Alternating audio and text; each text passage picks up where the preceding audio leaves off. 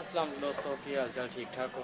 अच्छा जी, अज ब्लॉग असी बना रहे हैं जो लॉक वगैरह होंगे ना, क्योंकि मैं लाकों का कारीगर हाँ, खुद लाक ठीक करना रिपेयर करना, हर किस्म का लाक रिपेयर करते हैं। अज तुहानूं दस रहे हैं कि लाक अगर तुम मार्केट में जाते हो ना, तो सिंपल लाक जोड़े घर में इस्तेमाल होंगे ने, वो तुहानूं किस तरह का लाक लेना चाहिए। मैं तुहानूं दिखाना सिंपल लाकों के यह लाक आ जाते हैं। अच्छा जी, एक यह लाक है, एक यह लाक है, ठीक है।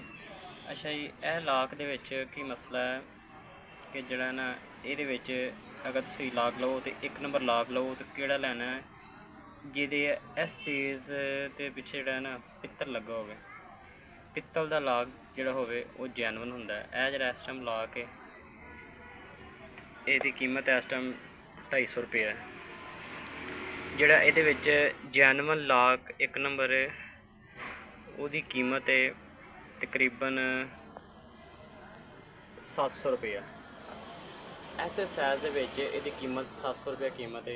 तो यह 2 नंबर लाक है, ठीक है।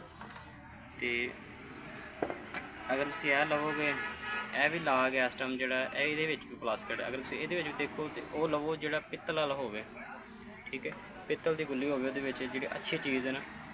हूँ गाहक सिंपल की करता, किसी बंदे गाहक नहीं पता लगता, यह 4 दिन लाक नहीं चलता, ठीक है। ये सारा प्लास्टिक होंगे, पानी पैंदा लाक उत्थे जम जाता, खराब हो जाता, फिर सट मार के तोड़ना पैंदा। चाबियाँ भी अक्सर ये खराब हो जाती, यदा भी हिसाब प्लास्टिक है। अगर तुहानूं इस तरह का लाक लभदा होवे तुसीं आसानी नाल ले लवो। अगर तुहानूं नहीं लभदा, तुहानूं है कि यार किहड़ा लाक लईए जिहड़ा हुण अच्छा होवे, ते तुहानूं इस चीज़ की समझ भी नहीं है, ठीक है। तुहानूं समझ भी नहीं आ रही कि यार लईए किहड़ा, ठीक है। अगर तुहानूं कोई भी समझ नहीं आ रही, कोई पित्तल का ये वो कोई चीज़, बस चुप करके तुसीं की करना है,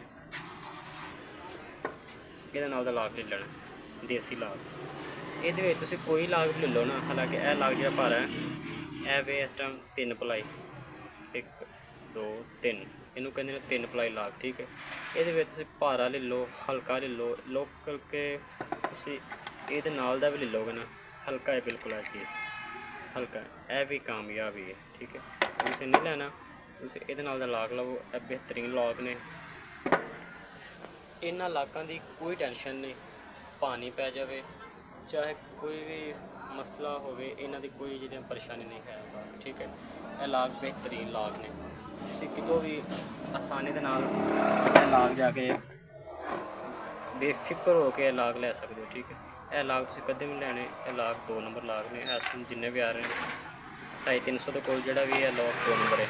जिहड़ा इहदे विच कम से कम 700-750 रुपये का वो पित्तल वाला होएगा, ਉਹਦੀਆਂ ਚਾਬੀਆਂ भी ਵੱਡੀਆਂ ਹੋਣਗੀਆਂ, ठीक है। 1 नंबर लाक होएगा। पर तुसीं अगर चाहते हो कि भाई किसी होर किस्म के लाक के बारे तुसीं पुछना चाहते हो, दरवाज़ियां दे ਜਾਂ बाहर कोई मेन दरवाजे का लाक ਜਾਂ कोई रूम लाक, कोई डोर लाक, कोई होर लाक के बारे पुछना चाहते हो, तो मैं खुद काम करना है लाकों का, ठीक है।